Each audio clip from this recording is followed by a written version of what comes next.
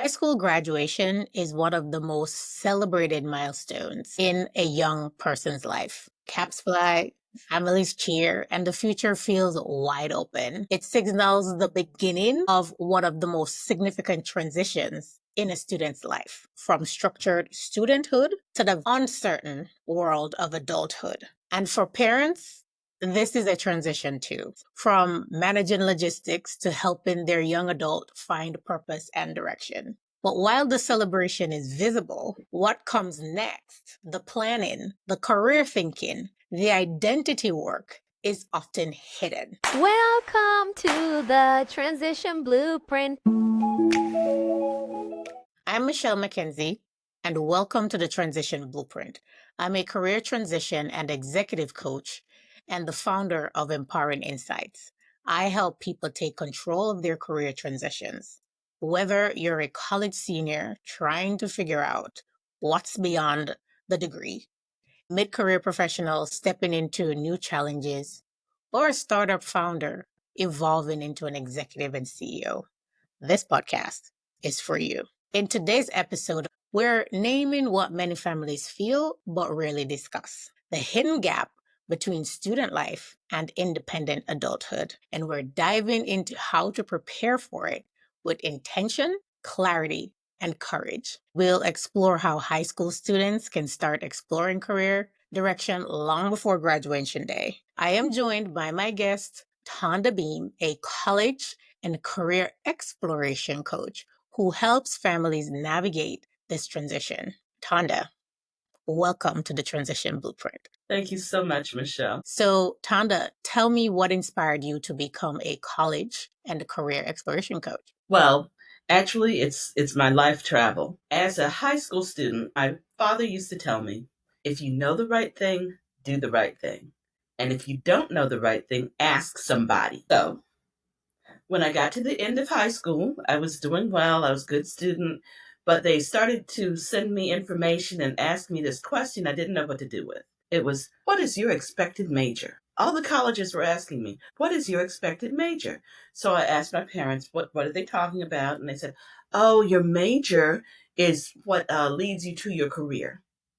Oh, so I need to know about a career. Yes. So then I didn't know how to figure out a career. And they said, well, you probably should go to your guidance counselor. I'm sure they have things to do. And the guidance counselor. I went to guidance counselor. She said, oh, I have a test. You can take this test. Took the test. Test said, name 3 things that you might want to do. Test came back and said, you can do any of those 3 things. That's not really helpful. So I started investigating. I talked around to people about these 3 careers. First one was law. And I realized that, that would be interesting. But, they talk about arguments all the time. They're preparing arguments, they're researching arguments, they're giving arguments. I didn't want to be that involved in arguing.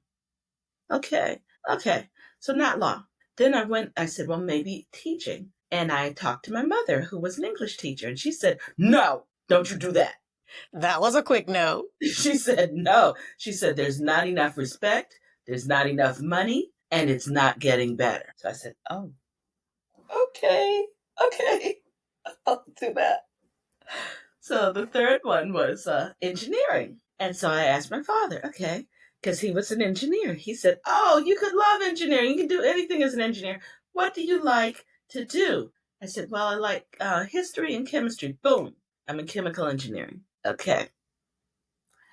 And first year, not that fun. But I'm sticking with it because I'm not a quitter. Okay. Second year, it still was not fun. I thought the first year would get better. It didn't get better. Second year, second semester, there was a club that had a trip to a chemical plant. All right. I went, I looked, I saw that I did not want to be a chemical engineer. Nope. Okay. So I'd spent all this time in the wrong major. And I had to tell my father that I wasn't following in his footsteps. Oh my goodness. What a headache. How long were you in that major for before you realized it was not? It was second semester, sophomore year. And it took going to sea. I'd done all the things that they tell you to do in school. And these are the same things they still tell you. Take the test. Talk to people. They have career day. Go talk to people. right? And then they tell you about look at what markets are going to have demand. Well, they said that the market was going to be good for engineers. So I'd done the things that they told me to do in school. And it wasn't until I went to see the whole thing that I could see that I didn't want to do that. So, Tonda, what was this test that you took? I can't remember the name of it, but they still give it. It's a general test, and it also will tell you if there's space for you anywhere in the armed forces. So by the time you take the tests in the good tests in the school system, they've also screened you to see if you'd be a viable candidate for one of the armed forces. And in fact, the Air Force came looking for me after that because I had mentioned that I might also want to be a pilot. And then at that time, I said it would be 10 years of obligation because you're 6 years in service after 4 years of schooling. And to me, at 17, 18, that sounded like I'd be an old woman. So I didn't. Okay. Okay. So the thing is, I realized that I had to go look at things. And that's not something they tell you to do in school.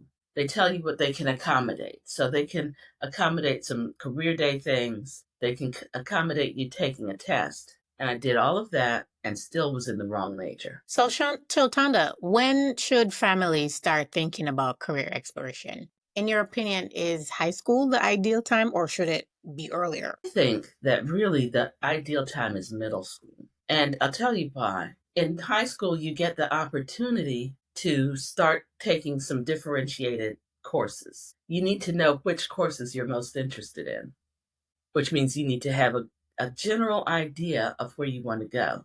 Usually there's some vocational choices, there are some business academy kind of choices, there are some healthcare choices, and some engineering choices, usually in the different high schools. You can take, based on those choices. STEM, do you want to go into something STEM? Do you want to go into something business? Whatever you want to do. You have to have that question answered in order to get into the right program in high school. So therefore, you need to do that work of getting that general idea in middle school. And what sort of work should families do together, parents and students, to start that process in middle school? Because in middle school, oftentimes students are still finding themselves, figuring out who they are. How does Absolutely. career exploration fit into all of what's going on in the life of a middle school student? Well, and this is why it's important, number one, to get the parents started on this before the students start. The parents see it before the students see it because the parents have been down the road before. And the other thing that helps is to bring in a coach to get the students thinking about it in a certain way. But what you want to do as a parent is to start just sending your children to interesting things and see what lights them up and what they want to return to, what's magnetic for them, what do they lose time? Do they lose track of time doing this? That sort of thing. And based on that, by the time they're in 8th grade, they know that they have to choose a high school because that's the whole work of 8th grade. Oh, are you going to open houses? Oh, have you heard of this program? Have you heard of that program? Instead of having it cold, you can start talking about it, thinking about it before you have to make the decision about it. How would you recommend sort of navigating this, especially parents who have a vision for the life they want their children to have? How can they then sort of help their child to figure out in a collaborative, co-created way what their future path should look like without overstepping or overreaching? Again, it's about observing and having conversation, and you send them to do things. So suppose you want your child to be the big thing that people decide their child should be: doctors, lawyers, and engineers. Those come up a lot. But you don't just do that in high school. You would send your child to medical related things or law related things early and see if it fits. If it doesn't fit, you have to go to plan B. If it fits, great. Your idea and their talents are meshed. That to me is the reason why you need to learn to do some career exploration. a lot of people don't learn how to explore careers, how to get themselves out, what things they need to do. So you emphasize that career preparation should be treated as its own track alongside academics. What does Yes. that look like in practice? In practice, it means that you're going to get your children out there experiencing things, trying to do things with when their failure at it doesn't matter. It's okay. If you go out to interview for a volunteer position as a middle schooler and you don't get the volunteer position, there's no problem at all. You can go find another volunteer position. Well, it wasn't going to pay you anything anyway, honey, and you're not getting the rent. Your rent is not on the line. So, okay, go learn to do things. The thing is, what we have to remember as adults is something that we tend to forget. If you want to do something well, you have to be willing to first do it badly. And we have to make space for our children to do it badly, which is why we start in middle school and high school instead of waiting till college. Because in college, if you start looking for a job when you need a job, that's the first time you ever went out into the marketplace to scout around, talk to people, and find out how to get a job, you really want the job to come through. You want it to go well. If you start in middle school and you go out into the marketplace and you start talking to people and trying to figure out how things go and what kind of credentials you need, it's okay if it goes badly. It's fine. Not a problem. If it goes well and you get your volunteer position with the veterinarian because you're interested in working with animals, great. If you don't, that's fine. We'll try again next summer, okay? And in middle school, you don't have that much to lose other than getting acclimated with rejection, which is a part of life anyway. Absolutely. So we want to start them when there is just about nothing on the line. All they can gain is experience. And by the time they get to high school and college and you're interviewing with an alumni of this college that you really want to go to, that shouldn't be the first interview that you've ever been through. So, Okay. Tonda, you talk about a hidden gap between graduation and launching into a fulfilling career. Can you Yes. unpack that? Here's the thing. We don't talk about this. We pretend that high school, college, and career are really well connected. And they're not. They just lay next to each other. And people are expected to go from one to the other. The thing is, all the statistics say that it's not working that well. Right now, only 62% of college students complete their work in 6 years. They've changed the reporting basis from 4 to 6. Isn't the National Student traditional Credit. amount of time to complete college 4 years? Yes, it And you is. are talking about 6 years. Yes, that's the National Student Clearinghouse that actually tracks enrollment. They are so powerful that if you go across the country and claim to be an alumni of a university, the employers don't ask the university, they ask the National Student Clearinghouse where you matriculated.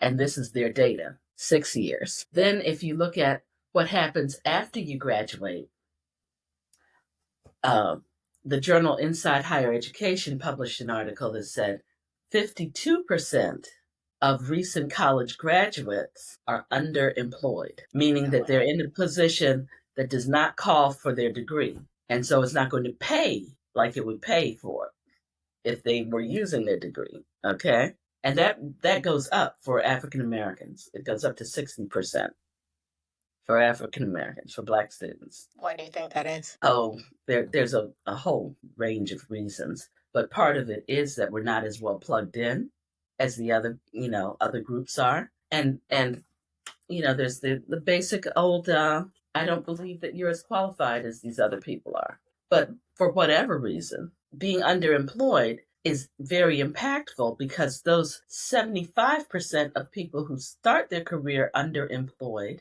are still underemployed 10 years into their career. And so this is something that needs addressing, but we don't do a lot of talking about it. And the stat that is really most jarring is it came out in Fortune magazine not long ago. They said there are 4 million Gen Zers in our country who are considered as NEETs, not in education, employment, or training. What exactly does that mean? That means they're at their mama's house. That's what that means. Break it down for the folks.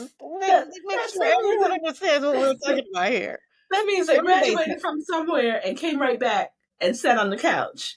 You know, that's a problem. Before you go further into the needs conversation, I want to go back a little bit about why it's taken students 6 years instead of the traditional 4 years. And if part of that is tied to the fact that they didn't come into college well prepared with an understanding of who they are and what they want to do with their lives in terms of a career. They didn't have a clear sense of alignment between their who they are and their values and what they're pursuing in life and what that career looks like that would allow them to do that.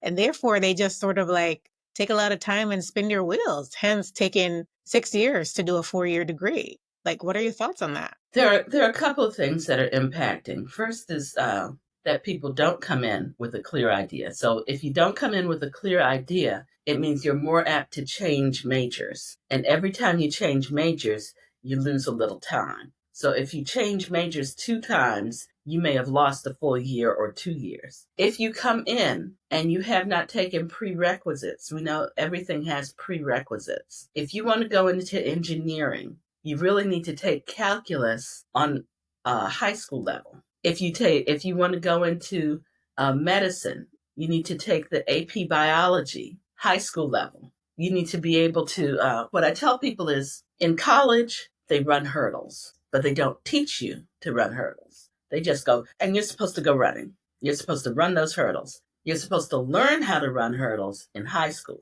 If you take the easier classes, which is part of the problem, we're forever being channeled. African American and Black students are forever being channeled to the easier courses in high school, which leaves you less prepared for college on the college level work. So if you come in and you can't quite get the college level work, you wind up in remediation in college, which is extra time. So you have the extra time of remediation, you have the extra time of changing majors and being less focused, and you have the question about, were you able to clear those hurdles just automatically so that you could keep it rolling, or did you have to go back and repeat some things? Well, thank you for that explanation as to, the myriad reasons why it's taken students much longer to complete a 4 year degree. Now let's jump back to the NEETs, the people who are on the couch at their mama's house. Let's talk about them. Okay. So what do you if here's the thing about being coming back. It has cost to it, because that's not a happy existence. That's a problem, and the kids who are back at their mama's house, they know that they meant to do something else. So there's a level of dissatisfaction in life that comes from that. A level of feeling a little bit of a failure. So you want to avoid it as much as you can, but if you're there, you need to plan your way out. So there are things that you need to do. And if you can, just see ahead just a little bit in high school, you can avoid the whole NEET thing altogether. And that's the piece where I'm trying. My message is trying to get everybody to look and see that there's this big gap that we're not talking about, and it's called came back home with no launch of a career. You're supposed to launch out of college or out of your big graduation. And I call the big graduation the one that makes you available for a full-time job. You decide which one is your big graduation. It could be your high school graduation. Most people leave high school plus something. So it might be your tech school graduation, or it might be your college graduation. But whichever graduation you're thinking will make you available for a full-time job, you need to be prepared well before that. And your preparation should start not the year of your full graduation or the year before, but 2 or 3 or 4 years before that full-time, that big graduation. You need to figure out what steps need to be taken, who you need to talk to, what kind of position you're looking for, and what the requirements of that position is, so that you can go get them while you're in school. So, Tonda, thanks for that explanation. So, let's back up a bit. So, how should families approach college selection differently if career exploration comes first? Because that exploration might reduce the number of NEETs who Mm-hmm. are back home Absolutely. with no clear direction of where they want to go. So, walk us through that. Okay.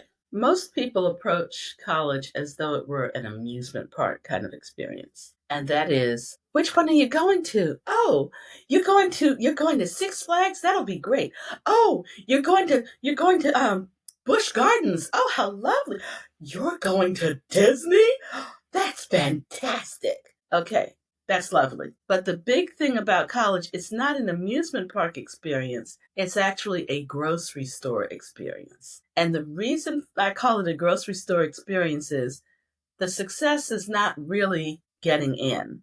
And the success is not really having a good time in that environment. The success is really, did you come out with what you need to do the things you want to do? That's the success. And that doesn't show up until after you got in, after you did all this stuff. Then you come out, and the question is, for the grocery stores, do you have the fixings for all your breakfast, lunch, and dinner for the next week or so? If that's what you wanted, did you get it? Or did you go in, see some very interesting things, because the store is filled with interesting things, as are universities. Spend your time, fill your cart, spend your money, and come out with snacks. Lots of snacks, but no vegetables. Come on. So you've got to be careful about what you pick up while you're in there. And it's important for you to have in your mind or on paper somewhere what you're going to get. And if you get more, great. But this is the minimum. I'm going to come out with enough so that I can become a practicing fill in the blank. You know, I want the education so I can become a J. And I'd like to get some J experience. The school isn't going to provide me the J experience, but I'm going to get some J experience. I want to meet people who do J.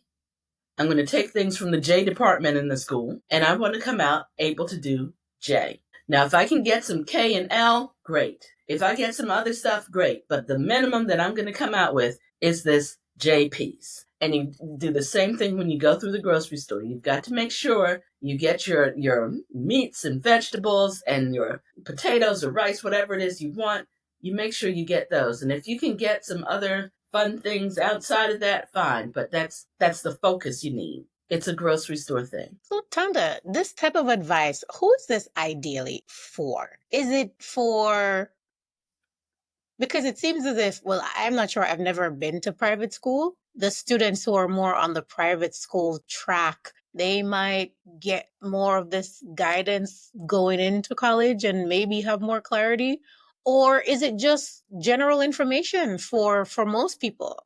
Help me understand who this guidance is This is most actually for most people, especially for parents who have high hopes for their children. If you have high hopes for your children, if you're willing to bite the bullet and take the expense and time to get your child to college, this is the piece that you need to make sure that the college piece works for you.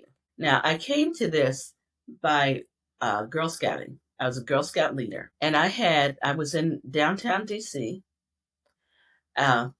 and I had girls in the troop from DC Public, DC Charter, Montgomery County, Maryland, Prince George's County, Maryland, and Holton Arms, Stone Ridge, National Cathedral School, public, private, the range. When we started talking about getting into summer programs, they started asking me for recommendations. And they said, Miss Honda, I applied to Super Fantastic Summer Program, and they asked me for a letter of recommendation, and could you write me one? And being a corporate person, I said the thing that corporate people say. I said, sure, honey, send me your resume, and I will write you a beautiful letter of recommendation.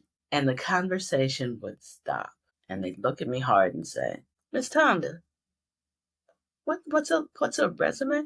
Am I supposed to have one of those? What age students are these that we're Now talking about?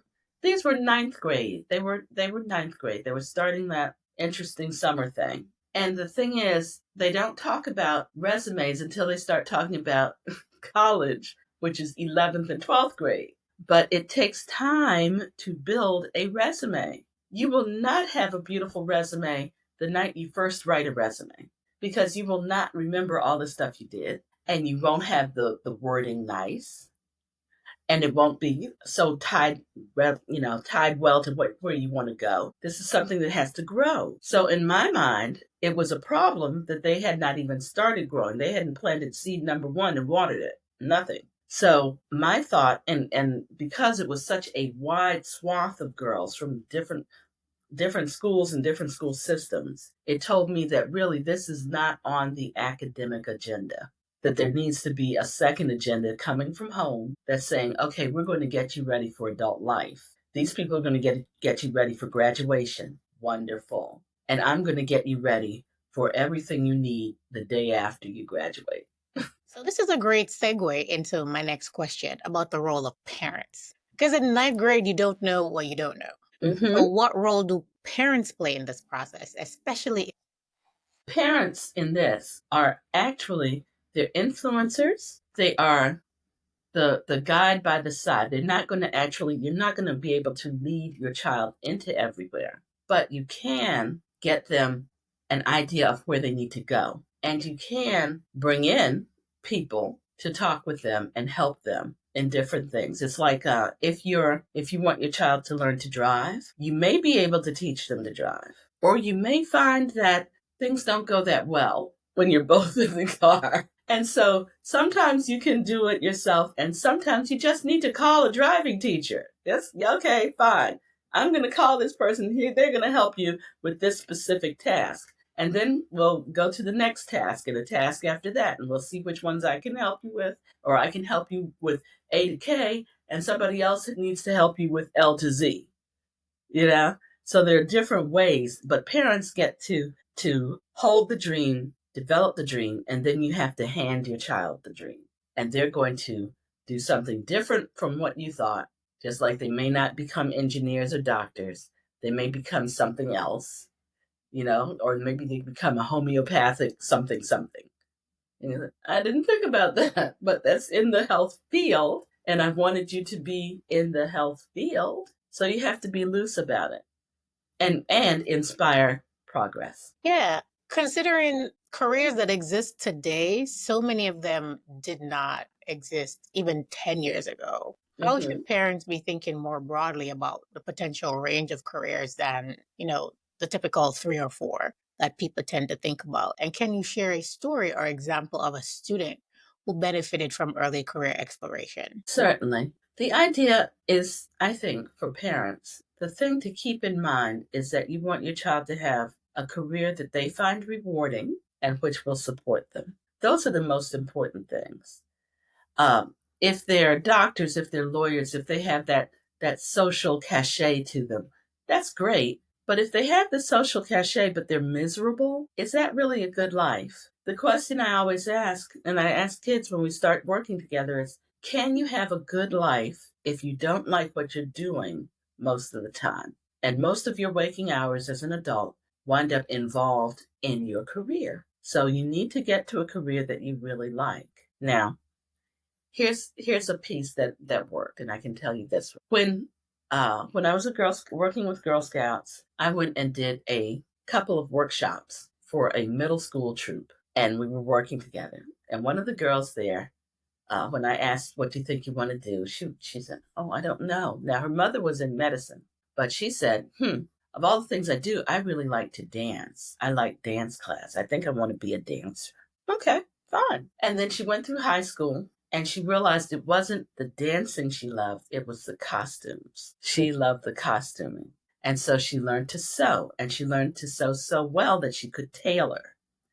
And she got herself apprenticed and working with a Ghanaian tailor. Now, the thing is, what France is to European fashion, Ghana is to African fashion. So this was a great place for her to be. By the end of high school, she got into Parsons, which is the leading design school. It's one of the leading design schools in the world. And at Parsons, she's still there right now. At Parsons, she was able to get a job, not an internship, but a job working with the Metropolitan Opera Company in their costuming department. And she was invited to address the United Nations on sustainable fashion. So all of this is from starting early and figuring out what resonated with her and why she liked it and what she could do about it and how she could get better at it.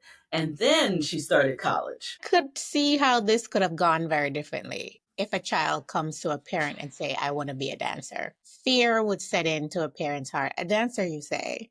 How do you plan to make Mm-hmm. money? Do you plan to come back here and be sitting on my couch? How are you going to make this work? And so the But knee this jerk is, reaction would have been to try and dissuade them from that path. And to instead of what happened in this case is to allow them to explore and then see where the real interest is, which was in the costumes, right? And then hmm? help them to develop that interest into something that they want to do. I think a lot of parents, they come from a place where they mean well because they want to see their children do well in this life. And being able to earn a good income and to take care of yourself is a part of that. And in their desire to do that, they might push too much in Mm-hmm. terms of certain careers that they think are more lucrative because money is important. You know, let's not undermine the importance It of money. It's is. a tool, but it is not everything. And this was a great example of how a parent can support the exploration um, of their child's interests to a meaningful career where they can do amazing things. Because Mm-hmm. this isn't ordinary. Like being able to, you know, get into Parsons and a job with the Met. Like this would be any parent's dream for their child who has that type of dream. Yes. And this the thing is, by starting early with the career exploration, you have time to do things like look up how much do people make? How much do they make? Is that something that's lucrative enough? If you say what I did with my daughter, who was very interested in art. She was very interested in art, and she said, I want to be a creative. She said that to me when she was very young. What I did was, in the beginning of high school, I said, let's look at the Bureau of Statistics. The Department of Labor has statistics on their website about how much people make. And I told her, okay, if you want your own apartment and live on your own, which that's the goal, is for you to live on your own after you finish your education, whatever that is, then you need to be able to make about 50,000 a year because you're going to have taxes taken out. Between 40 and 50 you need to make. Okay. So then we looked out on the website to see how much do artists make. And she looked out. I didn't guide the thing. It was her progress. Was it the shock Her of her life? project. It was, yes, it was like, and they said in 10 years, 10 years into being an artist, you might be making 30. Okay. And she said, I don't think I want to be an artist. And then it happened that there was an art installation at her school that went up. And so I dragged her to the opening so that we could go and talk to the artist. And he said, well, I love doing the work, but the biggest challenge of this work is finding people who will pay for my art installations. So I spend a lot of time making proposals and doing the business. And she said, oh.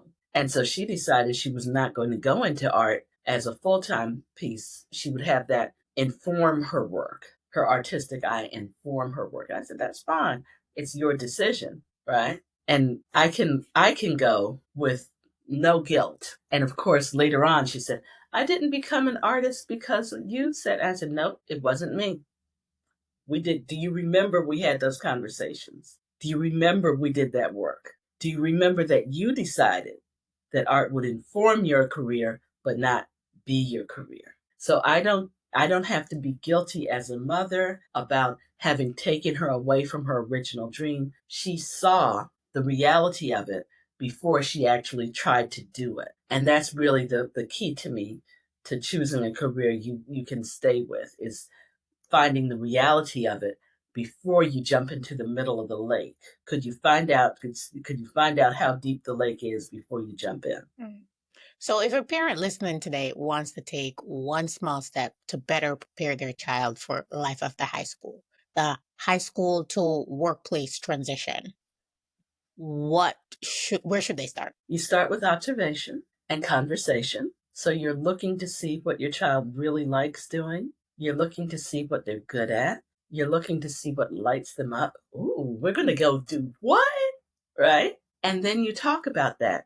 How does that tie to something? Would you like to do that every day? Is that something you'd like to wake up and do all the time? What do you think? And then you can start sending them to places, and you can also call in help to get them really thinking about this because there's a set of skills that needs to be taught. There's a whole set of skills to learning to fish that's really not necessarily taught in school. In fact, it's not taught in school. You have to, if you take a particular class, usually some kind of internship class, they may teach you some of this, but it's not something that you're going to learn in the space of one semester. You're going to need to stay with this process and do it on a scale of 1 to 5. First, you're operating at 1. And that first semester of trying to do it, you're going to be operating at 1. Okay, let's celebrate that. Let's celebrate that 1 and push it to 2. And we'll celebrate the 2 and push it to 3. That's the role of the parents, because the parents have years to develop a child into an adult. The school takes everything one semester or one school year at a time. Parents are the through line. There's only one adult who can say to a child, you know what, now that you're about to start calculus, I think you need to go back and look at fractions because you had a hard time with fractions. The parent is the only person who was present for the fractions and will be present for the calculus. That's the parent. None of the other teachers in the interim are actually present for both of those. Latanda, this has been a refreshing conversation. And you and I got connected because you work at the sort of the high school preparation exploration level. And I have a program called Future Ready, which looks at the college to career transition. And what you're doing is a great pipeline into that because it does start before you get to college, right? So that when you're in college, then you can focus more deliberately on what it is that you want to do because you have come in with a lot of clarity about what that is. But unfortunately, a lot of people enter college and they don't have that clarity. And so using that time wisely to get the clarity so that and early, right?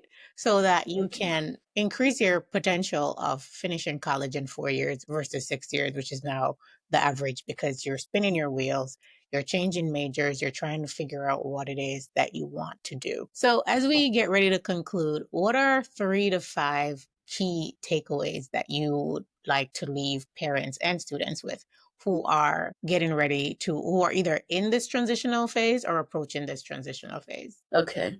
The first thing is there is no such thing as early. Okay. You start experimenting, going out to see things, going out to try things long before it's time for you to do things.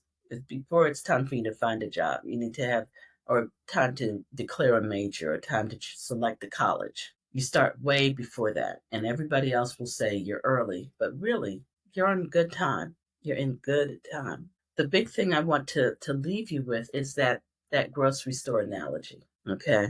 When is the best time to make your grocery list? Is it in the store? Is it in the car, in the parking lot, right as you're about to go into the store? Or is it when you're at home, a day or two before you're going to even go to the store, when you decide what it is that you want and check and see what you have and what you don't and all of that? So there's that earliness piece. Is it too early to make your grocery list? No. You can start thinking about if you were having Thanksgiving dinner at your house and you didn't think about the menu until you were in the grocery store. Okay. Okay. So, this is a big deal. This is your life. This is important. And for important things, we start early. The piece that you have to have is the second piece is to make sure that you're shifting from being the leader and director of your child to actually getting them to be a thought partner. And you want to become their decision-making coach. Because let's face it, if they're going off to college, you are not invited. They're going to have to make decisions there without you. So the time to let them make their poor decisions is at home.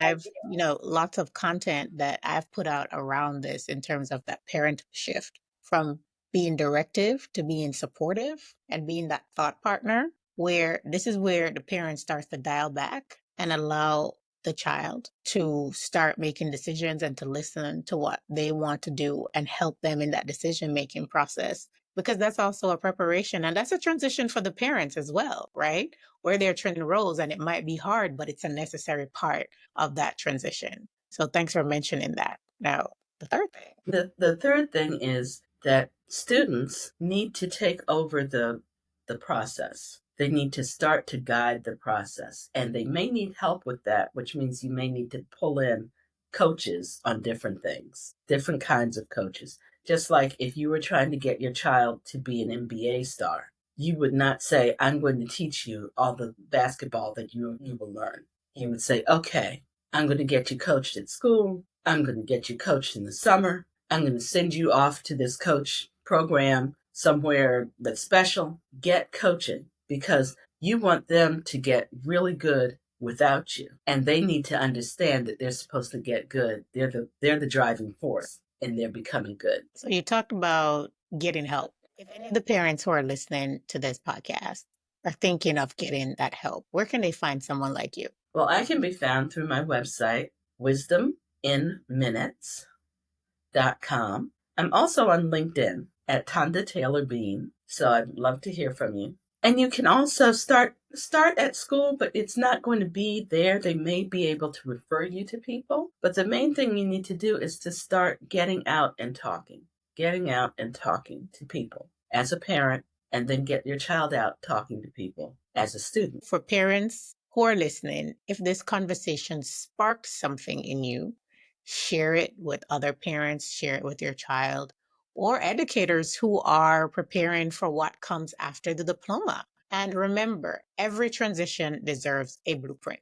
Keep building yours. Before we go, I have one listener challenge. Parents, here's your challenge. Set aside time for no judgment, no pressure conversation between you and your child or children. No talk about grades, no talk about what's realistic. Instead, ask, what does success look like for you beyond high school graduation? Tanda, thank you so much for joining us and for sharing your insights about college not being a theme park, more like a grocery store experience. I'm sure parents listening will take those analogies along with them. Any final last words? Yeah, this does not have to be an arduous thing. It can be taken as an adventure. It can be taken as a series of experiments. It can be taken as a thing we're doing together in the family. And the more you do it together, the stronger the family bonds will be. I want to remind you that your child is actually going to need you all the way through their first or second performance evaluation on their job because they will not know what to put down. And you've probably been out there and you do know what to put down if you're talking to them. So that relationship needs to be solid and you can do this. Just don't go with them at the interview or the first day on the job. So learn your boundaries. So Yes. if you're a parent listening today, know this: your role in your child's transition to adulthood is more powerful than you think. You don't need all the answers, but your willingness to start the conversation, to ask better questions, and to prioritize career readiness alongside academics can change everything. Don't wait for senior year. Don't wait for panic to set in. Start small. Ask your child what excites them, what problems they want to solve, who they admire, and why. These are the seeds of direction because the goal isn't just graduation, it's a confident, purpose filled launch into life. If this episode gave you insight or inspiration, share it with another parent who's walking this path. And remember, every transition deserves a blueprint, and yours starts with one intentional step. Make sure to like and subscribe and join us for the next episode.